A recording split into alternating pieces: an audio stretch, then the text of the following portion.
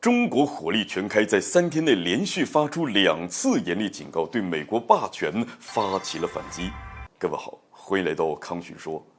自中国崛起以来，美国就害怕中国实力变强会威胁到其自身在国际上的影响力和优势地位，所以便在各个领域对我国进行了制裁和打压。而且美国自己作恶还不够啊，那还鼓动和拉拢着西方盟友一起对我们展开了围攻。那更加可恶的是，他们还不断的在我国的内政问题上是指手画脚，频频踩踏中方红线，企图搞以台遏华的图谋。不过呢，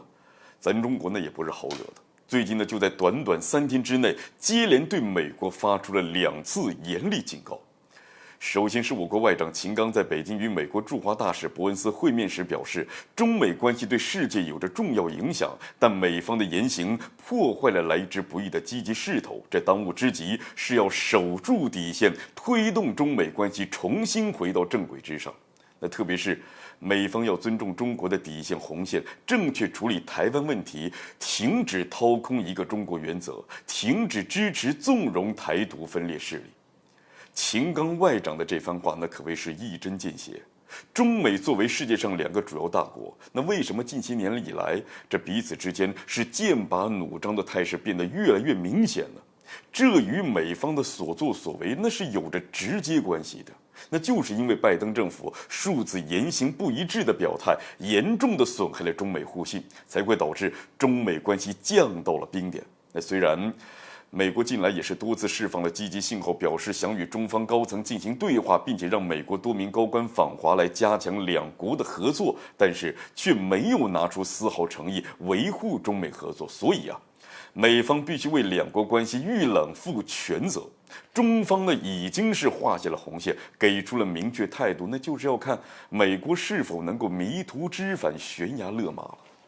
其次呢，我国商务部发言人束玉婷也再次强调，近期有舆论宣称7国集团首脑会议前后，美方准备限制美国企业对中国，尤其是人工智能、半导体、量子技术领域的投资。此事如果属实，中方将坚决反对。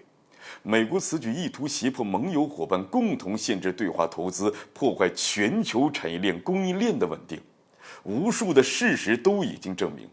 美国试图拉拢盟友搞打压政策，那是不现实的。多家高科技企业也证明过，提高门槛不会拖慢中国发展高科技的步伐，只会使得中方更快地研制出自己的技术。那如果美方非要破坏国际经贸秩序，损害市场经济和公平竞争原则，我们必然也会做出相应的反制。综上所述，可以说中国外交这次呢真的是火力全开了。这表明中国不会再忍耐美方的所作所为，而是开始对其霸权行为进行反击了。那当然了，